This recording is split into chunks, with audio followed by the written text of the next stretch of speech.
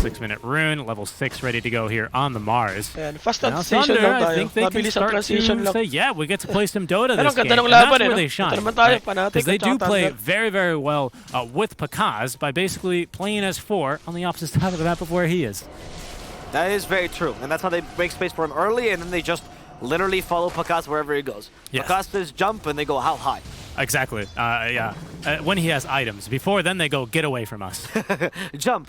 What are you doing? What are you doing here? Get away from me. And now Mago even going to contest a small stack. There's more of these to be had in the Dire jungle, and he's going to get most of the creeps. He misses out on 2 of the big creeps. Yep. Panda might be called Panda, but he's more like a lapdog, really. He just follows whatever core that he thinks is the strongest right now, and currently is starting Dark Mago, and he's been disturbing this Coddle's farm, and they've been doing a decent job of countering Armel, not through heroes, but rather through strategy, which is impressive because Coddle mid is honestly looking really strong right now. Yeah, I mean, Coddle still, you know, he's going to be the richest hero in the game. It's no surprise. His GPM still pretty untouchable. is matching him, though, which is impressive. Yeah, and again, every single little bit of gold that they take away from this Coddle that they put on Mago, even if Panda takes it, but Thunder are going to be very, very happy with that.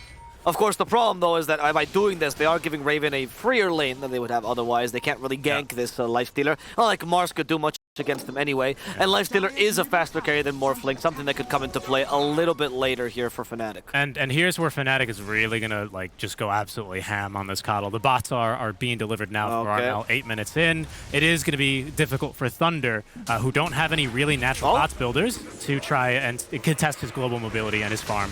But Mago is keeping the Willow at bay inside another Toxin, and she goes. Goodbye to DJ, and this is important because this was the Dragon Form already committed here by Jabs, and he wasn't able to really hit the tower with this first Dragon Form. Actually, huge win for Thunder by doing that. Absolutely. Yeah, absolutely. They gank towards Pakaz's lanes. Again, Sacred's totally fine. He's been fine here since level 3. Again, it's kind of the DP versus a melee strength hero matchup.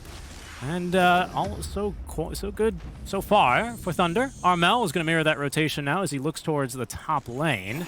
Not throwing out the Illuminate quite yet as he wants Sacred to kick this one off first. There's going to be the Frost Shield of Blind. Sacred is going to be able to tank at least a bit here thanks to the Infused Raindrops and the Bracer, but he is slowed to a crawl. Siphoning a couple of heroes, but that last one's onto the Lich, not known for being tanky. Mago is here, trying to throw the arena. Oh, but Armel's just a bit too speedy. Januel is also kind of juking them a little bit. Mago can still probably secure this kill as he spears the Lifestealer and uses that to kill Januel. Matthew trying to run away from the Illuminate. Mago still has the arena. Armel obviously the target because Raven still has that rage. And Thunder awake and they use the Moonlight Shadow. Of course, Fnatic did see that Fate time, so they should be aware of this. Yeah, no surprise to them. They just wanted to not get caught any further. And Armel, he beats him back to mid, right? That's the BOTs. He farms one more wave. He already applies pressure. This is what I mean. It's hard for Thunder. They're always going to feel like, in the early game at least, they're going to be kind of reacting to these Coddle rotations. It kind of limits the moves you have to make if, you know, your tier 1 is always under attack in the first 15 minutes. Because a horse stampedes it. A horse stampedes it and a dragon comes and spits on it, right? Yeah. So far, though, the dragon has not been able to spit on this bottom tower too much. Jabs has been held at bay, again, a lot thanks to that first arena. And speaking of putting things on tower, Sacred's going to let loose the Exo Spirits now. Yes, he's going to put the ghost on the tower. Yes. Well, he does. He's a sick 'em. Yeah, it's going to... Do you think DP, like, throws him like baseballs? That's what he does. He just whacks him with the tower. That's what deals damage. Over time, the Banshee remnants of her previous lives return to haunt the present. Oh, wow. Oh, so she believes in reincarnation. That's very interesting. Panda. So, yeah. He got hit by the Illuminate, which means he's dead. Welcome to Coddle Gaming. Yep. And meanwhile, back top, Sacred, the Reiki's pulled back the Ghost, so that's going to allow Mago to get this tower. With Arena of Blood in tow, Fnatic not really too interested in contesting this push. Instead, they're more eager to potentially get a catch on the Pakaz. Again, a bit difficult here as he simply starts strength gaining, and yep, that's their kill attempt. Fnatic needs to buy crystals to protect against this Yes, DP. they do against the past lives of the DP. Dark Mago is very close to that Blink Dagger, so this time they are looking like they'll be able to make plays, and Pakaz is going to be going for the stats build we talked about earlier, that Manta style into Scotty. Let's see how that works out. You know what I completely blanked out on is that Coddle is a vessel builder, and it kicks ass on him. Oh, and he farms it incredibly quick. I mean, that's a good point. This is still the item that counters Morphling, isn't it? Yes. So what Pakaz needs to do is don't fight at all until you get Manta style, right? Pretend like this is just a PvE game, because Fnatic is going to run at you. Raven is close-ish to his armlet, right? Once he gets that, I think you can start putting pressure if you want to. If you don't go for the armlet Dezo, I think you can fight on the armlet, and then you just build Sanj as you owe. Okay, this is where Fnatic can finally look to now up the pressure versus Morphlane. As we saw before, I mean, an Invis, Willow, she pops up, she hits you with Curse Ground. Oh no, I'm going to be stunned in 4 seconds. No threat. However, Blink Dagger for Jabs, which is on its way, is a big threat. There's Mago as well with his own Blink Dagger. It's a very fast timing. Again, a lot of those stats are from offlane Mars, but this is still pretty darn good for a Mars. DK, though, has a Blink of his own. Thunder, they're not ready for it. Okay, they did stun the Morphling. He didn't get Tetris Shift off. The damage from Lich is really high, and he does die to the poison from Jabs. However, in this arena, they stuck Jabs against the wall and decimated him as they also bring down DJ. That last stun will not save his life. However, a tower does fall in favor of Fnatic, and they did kill the carry, so not the greatest trade, but wasn't too bad for them. It's acceptable. They lose the tower, they lose the carry, but it's acceptable. And this is something that's really interesting, well, they take the tower, lose. Oh, no, you're right. Sorry. No, they lose the tower. Yeah. For Thunder, it's acceptable, right? This is something that's really interesting because if you looked at the Blink Dagger timings, especially for DK Mars, DK usually gets his a bit earlier and much more consistently. The standard deviation is super low because he's not really played mid anymore. But for Mars, it does differ a lot. Usually offlane Mars, they buy, double Bracer because they're not naturally tanky. But this is a mid lane Mars. He's a lot faster, and I think Fnatic are on the receiving end of that one. The DP is going to be found down bottom. There's the Vessel coming to deploy as well, Richie. That's going to hit with the Illuminate. Sacred has the Hooded Defiance. There's Mago. Going to help him a lot. That Mago comes and joins in. He did spear Jabs, though. He was probably looking for Armel instead. Sacred somehow keeping himself still alive. But that last Spirit Siphon will be cancelled promptly with a pa-pang of the shield. Yes. That's what it sounds like to me. I don't know, you did all the sound effects in Dota with your It was me and Dota Capitalist. Yes, indeed, indeed. Sorry, Cap, my bad. That Mago, he was looking to spear the Coddle. If he got Coddled, actually could have been a kill, honestly. But intelligently enough, Jazz put himself in the way of the spear. He is going to save his princess to the Coddle. And now Jabs is making great progress as well towards his Fireball. He's going to get his next items, BKB, Ag Scepter, whatever he really feels like, extremely fast. So this DK, this is where he does have the advantage over something like an offlane Mars, because DK with that Fireball, he farms like a madman. Mars generally doesn't. I mean, Mars farms good, like on the baseline, but it requires so much mana, right? Yeah. And also, when you're at mid-Mars, I don't think you have the liberty to just go and push out waves. You kind of want to be active with your team. And the problem, of course, happens with Sacred, where the TP farms okay-ish, certainly not as fast as the Fireball, certainly not as low commitment as Fireball, because you need to Crypt Storm the wave twice, and that means you need to stay there for quite a long time. We haven't seen much of the carries. That's because they're both very keen to get their first couple of items online. Of course, for Pakaz, that's obviously the Manta. For Lifestealer, it's going to be the casual Sanj, which just synergizes beautifully with his entire kit. And that Scotty is a bit earlier than you might expect it, of course, to deal with the Morph and the DP. Very high value this game for him. Yeah. Pakaz would have maybe considered the BKB, right? The Vessel as well as a secondary item, or just to deal with Coddle in general. That Scotty might deter that idea. I wonder if Morphling will also go for his own Scotty. Smoke breaks. Mago, he's in. But Januel is so quick on the Sinister Gaze. He stopped Dark Mago's initiation. He has to settle for this Lich, punishing him for transgression. But in fact, Jabs stunned Dark Mago. He did get the Spirit off, but that's not going to be enough. Terrorize on top of this. Dark Mago's been punished. And Matthew falls with him. Sacred, he bit off him more than he could chew, went into the Lion's Den, and he got torn to shreds. Yeah, he did, that Lion. He thought it was a Kitten's Den, but it was certainly a Lion's Den, diving past the Tier 1 tower while it's still up. Very aggressive move, right? And this is why we like to cast Dark Mago. He makes these plays. Fnatic, though, they're ready. They're in position. They were smoking themselves, actually, so maybe unlucky for Thunder, but Fnatic also have their own timings you have to consider. And it's just a great counter initiation. Shout out to the supports. DJ and Januel, they save their spells here until they're just needed, right? Yep. You can see the Terrorize gets pump faked once or twice. Finally, it comes through just to guarantee these couple of kills. And that's good. That's the problem with these kind of initiations from Mago, right? They either work and they look like he's the smartest man in the game, or they turn out like that and you end up scratching your head a bit because what could you have done? Yeah, and Matthew now gets found out as well, so another easy kill going the way of Fnatic. This is not what ThunderAwake was hoping for. And Darkmago, when he does these initiations, he tells his teammates, let's go, cowards. And his teammates sometimes follow him to his death. They've learned that Darkmago will do it whether they say no or yes. Very true. Again, it's all to create space. It's all in the name, that is, of creating space for Pakaz, who has your Lord and Savior, Pakaz. At least gotten the Manta style online. So a fight is viable. It's viable that he shows up, especially if they get the first stun like this. Onto Jabs. Broken here. They can get through him rather quickly. Spits down the fireball onto Darkmago as they get the first kill here. Panda's likely to die there to that Vestal charge, but Pakaz is in here with the rage as well. Januel can't touch him. He runs into the wall, and he will be finished off by Sacred. Raven on the run with just a Sange and Armlet. Not keen on going mano versus Pakaz, as Pakaz wants to go for more. Onto DJ he will go. Terrorize Channel, but juked by the Manta. Pakaz with 2 kills. And he's ready to fight on just the Manta, Avo. That was so good to Darkmago, and this is the beauty of this player. He initiates on you, and you go and say, is he throwing again, or is he actually making the play of his life? And that was the slather in this case. Honestly, if you're Fnatic, you can't blame him for this. There's no way you read this. Genuinely. Like he does this, and you go, are his teammates near him? How do you know? Yeah. I don't think he even checks his teammates if he's there with him. I can guarantee you, after watching those regional final games, remember, he does not. There were instances where Mago doesn't even know. he will just make the jump. How do you play against it? It's like the 50-50, right? It really is. It's insane. And he goes, oh, the team was there. Yeah, and John was like, what do I do? What is this guy? That was really well played by Pakaz, though. Pakaz really understanding the read there, and that he could take a couple of free kills. Of course, the Manta style saving from the Vessel early. No Scotty yet on Lifestealer. And look at his quick by Richie. Oh, he is going for that Scotty himself. Oh, yeah. I think it's pretty big, right? They did slightly adjust it. It's more move speed slow, right, than it is attack speed. Or sorry, it's more, what did they do? Attack speed slow, than move speed slow. Yes. I think is that, right? Yeah, they slightly adjusted it in 731C. Yeah. But the healing is the important part. Healing's the important part, absolutely. Yeah. Both for Lifestealer and Morphling, just want to reduce the healing as much as possible. The attack speed slow, I think, on Morphling is not that big a deal, to be honest, or movement speed, right? Yeah, yeah. It was. Yeah. I think the reason I bring it up for the movement speed is, you know, that's how you play against the Lifestealer. You confirm just for the stream? You try and kite him out. Yeah. It is the buffed the attack melee. speed and lowered movement speed slow? Yeah. Okay. All right. Yeah, it's hard. These small changes, you gotta read them with a. It's 10%, but that's a lot here for these melee kind of heroes.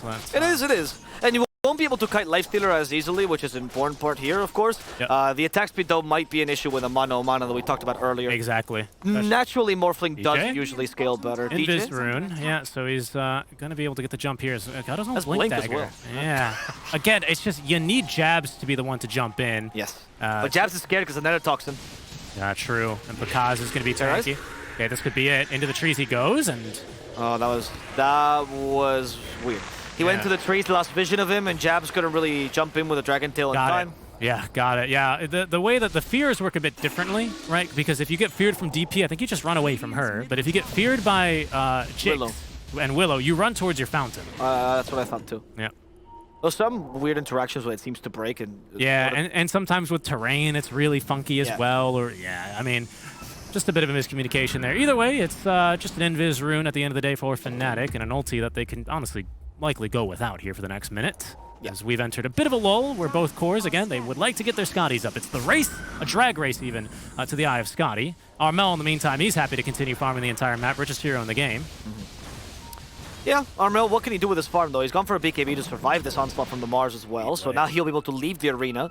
For sure, that Mao has his number now. Matthew actually reveals the smoke, and did they see him? Oh, well, now they will. Planting a ward. They're going to see Matthew. Matthew tosses the arrow. They did make that. Okay, ThunderAwake can sell him on the ward at high ground. That's what I was asking, actually.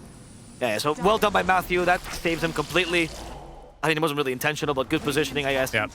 Thunder would love to fight when Mago finishes up his BKB. He's 800 gold from it now, but that gives him a much better fighting chance in these team fights, making sure that Coddle doesn't just kill you with a salvo of spells, basically. And we have extra level 2 now as well, so we're hitting the stride for Sacred. They do take a free tower down bottom, though. It's tough because regardless of what we're talking about in the items, currently Lifestealer is just stronger than Morphling. the nature of it. He does much more in these fights because of the rage. Morphling needs a little bit more time. The second item is going to probably make the change. And something we haven't mentioned is that, you know, Armel is free to farm Raven is free to farm as he just was down bottom, right? Oh, mid. They found Sacred. Terrorize hit. They hit with the Illuminator as well. The Bedlam Sacred, thanks to the Hood of Defiance, is still alive. Wow. Sacred tanking this whole thing, but I think he will live. In fact, thanks to the Arena Blood, Jazz is also in trouble. Oh, he lost his princess, or his Willow in this case, and now the Knight goes down as well. Yeah, that was a really, really good counter initiation. That time it was Fnatic who go a little bit too far behind a tier 1 tower, and I punished with some great rotations. Arena of Blood, sure, just for the DK, but again, while your core is off farming safely, you're happy if you're Thunder. Yep. They are getting ever closer here to the Scotty. They're just about dead even, so we're very likely for a big train wreck of a fight, Avo, in terms of the Aya Scotty timings for both of these heroes. The true essence of SCA versus SA. Timing, strategy, who cares? Go 5-on-5, and whoever's better at clicking spells, that's whoever comes out alive. Okay, double BKB for Thunder, right? They now have one for Sacred, one for Mago. This is going to be big for them. We can see the hectic call. Oh, Sacred has it. Oh, wow, that is huge, actually. That is big, yep. Coddle, of course, he's got one for himself, and this DK is a bit further behind the rest. With this Scotty coming up momentarily here for Raven, I don't think Fnatic are going to wait for this. It's getting about that time where first Roche becomes the objective for both teams, and, you know, you set up that 5 minutes, you know, farm your next item, take tier 2s, yada, yada, yada, right? Yep. The song and dance, but there's one team that's radiant in every single game, and they have the advantage. They do. And Thunder Awaken. And they've got the BKB advantage right now. Yeah. And the Aya Scotty. Pakaz has purchased it. Thunder. They also have it on Raven. No, they don't have it just yet. They actually could use a small window opportunity. It's tiny. For a huge team fight. It's tiny, but that is the strongest hero this match. For Dark Mago, always banned, but this time they look for the fight, and they're going to fight Roche, the big guy. Okay, so they go for the safe option instead. Trying to look for a kill is a bit difficult. Fnatic setting up for this fight. There's the Blinding Light to annoy them, but they didn't hit Pakaz. Was well positioned here. Scotty's ready. Raven's on the way. Raven is on the way. However, this Roche is falling quickly. The Exo is taking it down. Terrorize might hit Sacred. Sacred's going to hit the Bramble. Went out of the pit. He still has the Exorcism. Pakaz out of the pit. You're totally right. Mago. Sacred's almost about to die. Mago creating some space. Pakaz to face the Roche. He just got back. She got the Aegis. And Mago, he's still keeping the enemy team at bay. They're getting jabs too. Mago might die. No, he's actually surviving just barely. Raven in trouble. Scotty is ruining his life. They go for DJ next, and he is not going to be a good vehicle. He just crashed on the side of the road. One passenger trying to escape. Pakaz does not want to leave him to live. Raven, luckily with a rage, will allow himself to go back home safely. Yeah, but Armel is just the entire time casting these big illuminates on the backlines. He ends up picking off 2, I believe, towards the end of that fight. And he doesn't even use BKB, so he conserves that, just playing the Coddle like he's supposed to be, long-range spellcaster, just kind of demolishing things. Pakaz makes the move to just get out of the pit as soon as he sees Terrorize. Don't believe it would have caught him here.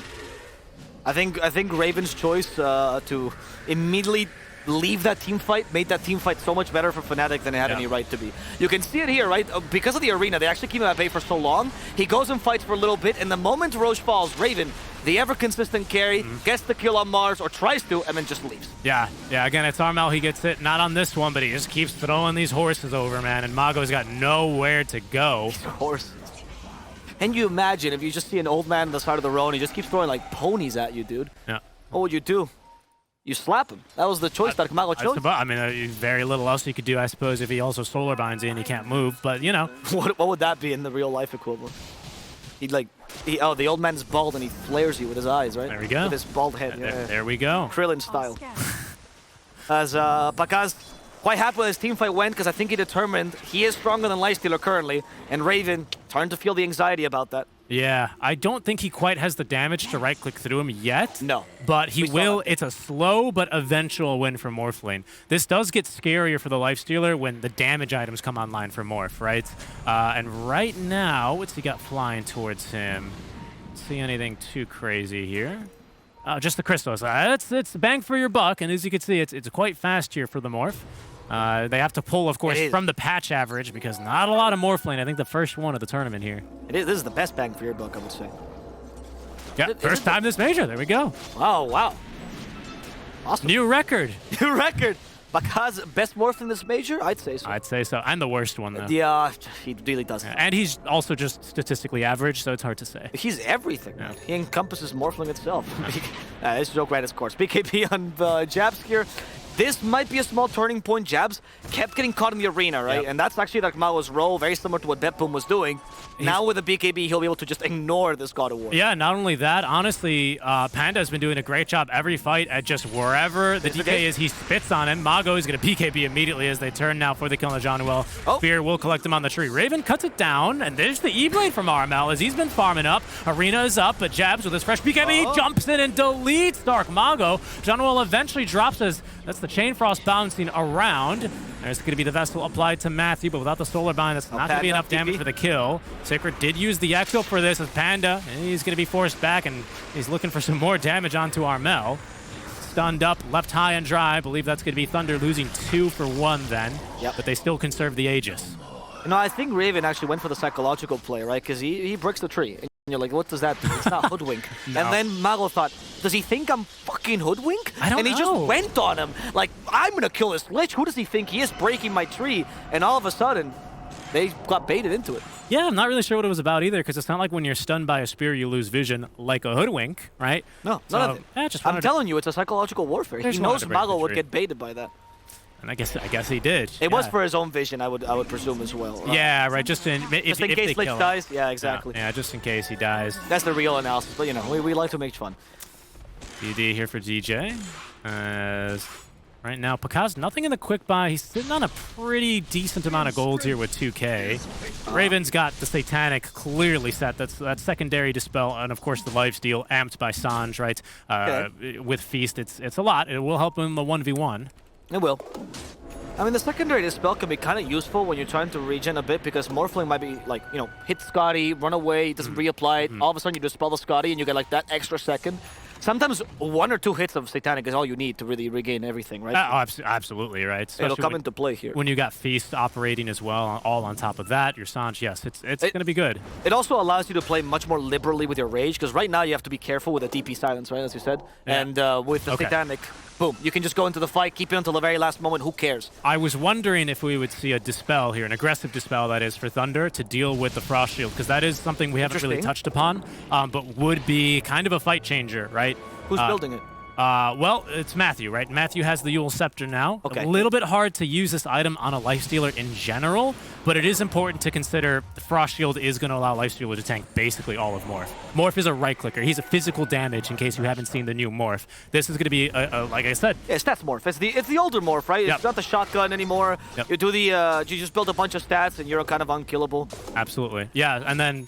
I mean, he's got great base damage. I mean, he always has, right? But now, since that's your only go-to, with the Crystallis eventually into Daedalus, perhaps Silver Edge, on top of the BKB, Pakaz is going to be mighty upset if this Lifestealer has 70% damage resist on top of armor reductions. I like the choice of the Satanic a lot, and I just decided to go for the Silver Edge, by the way, so he might be able to just 100-0 like Mao.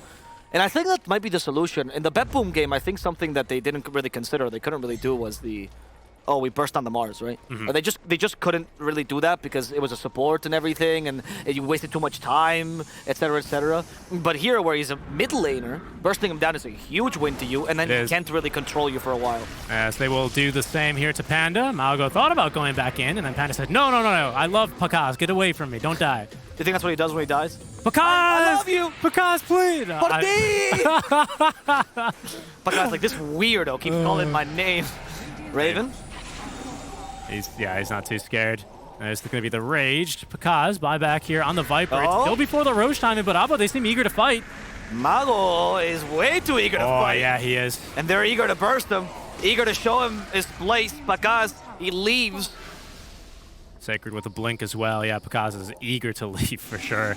Yeah, again, I was a bit surprised Thunder were so keen to defend the Tier 1. They still have top, they're Radiant, right? So, of course, they want to be looking for this next Roche fight, not giving up too much control, but they still have this ward for 30 more seconds they can place, the one that's Scott and Armel currently.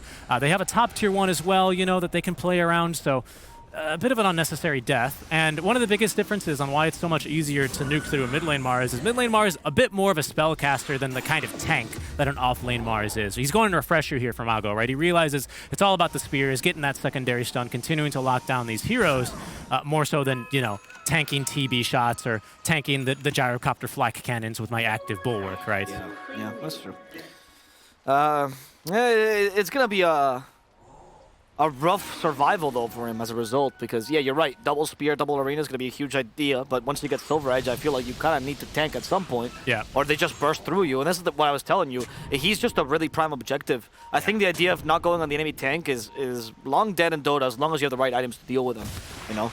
And this is a good example of it. And even then, right, it's not like he's the only traditional quote-unquote tank in the team, right? So Sacred is very, very difficult to kill. No Yule Scepter, mind you, right, but a BKB and now a Blink Dagger to help his positioning. Even Panda, like, he's a 5. Like, he's a tanky 5, you're right. And he has Glimmer Cape and Force Staff. Yep, the Morphling could be considered somewhat of a tank, you know? A risky strategy, but that could always pan out, because I think too many times we've all played against Morphlings who have just simply... Yeah, that's why I think the first target is Mars, because you get rid of the arena, and then that's it. And Dark Mago's always playing so front. Yep. This is something that Bepum also did, by the way. Sorry, I quote this team so much. That's it's okay. really They're good. fun to watch. Yeah, so they figured out that against Dusa, because teams will actually tank so much with the Dusa in the front lines, if you just kill her first with the Mars arena, you win. And it sounds simple, but it's a very good way of baiting how the enemy team plays. From Thunder. As Sacred will be the first one to lead. Dark Mago. There he goes. He goes for the crazy play, but he doesn't get it. Bakaz, however, does burst down DJ. Yeah. As Sacred. Okay, he's in the middle of this fireball. There's the arena finally coming out, and there's no rage on the Lifestealer currently in the backlands. They're on to Armel. That's what they wanted the whole time. As Sacred and Dark Mago just annoy Raven. Raven realizing, oh no, they killed my mid laner. Jabs is down as well, and Raven has no rage. He's forced to go into a creep, but that creep is made out of paper. Now he's stunned and feared and killed. Triple kill for Bakaz, and that's the execution you expect from Thunder. Yeah. Bakaz just kind of, he's the widest guy on that smoke gank, so to speak, right? He swings around from basically here, it seems. The widest, all right. The widest, the most wide, yes, that's correct. You know, like the wide walk, you know, the meme. Sure, And he cuts down DJ. Armel's in a very similar position. Again, doesn't get the BKB off, wouldn't have really saved him. And everyone else is kind of distracted by Mago and Sacred, the two quote-unquote tanks we were talking about. You could see, right, he enters the fight from a perfect position, and the tanky cores, at least for Fnatic, are up front. There's Armel, they see him, and they kill him basically instantly. Like, the only reason I think Bakaz even went close to them was actually to get the rage, right? Like, morph into Lifestealer and get his rage, right? Yes. And that's how he just killed Kato. BKB or not, there's nothing you can do against the Lifestealer Gold Frenzy plus the Scotty that Morphling had. And this is a serious push, eh? That we're catching picture in picture. That's a tier 3 tower down. I agree, eh? They use whatever was left in that Exo, and they get through the tier 3 and likely the melee barracks without buybacks. Roshan is going to be up in 15. They have Panda. Yeah. He's just parked in the pit scouting. Finally, he's going to leave. Look at these hosers. They could do nothing to stop these hosers. They could do absolutely nothing. Dark Mago now goes to the A on this, so that's going to give him the tank ability we were talking about, because he's starting to realize maybe my role is not so much of milling arenas. He's not the Roman architect this game. He's just kind of the guy who who takes the punch. Okay, this is a bit of a risky fight. This Elder Dragon form activated. Armel giving chase. They know for sure Roche is up. Mago is going to whiff the spear. Armel's first BKB of the game now. Yeah. Matthew and company eating a lot of damage from the Illuminate, but they will disengage as Armel's BKB wears off. And likely Thunder here looks for the re-engage. I don't know all about that BKB. Well, I mean, it was scary otherwise. They have the Infest Bomb. This is not the best use of Lifestealer these days. Here goes. As they go into the Roche pit, they're trying to steal the Aegis. Can they accomplish it? No. Bakaz takes it, and the arena gets Armel again. He had no BKB this time. Armel, he's feared. He's going to hit the wall. He's going to die.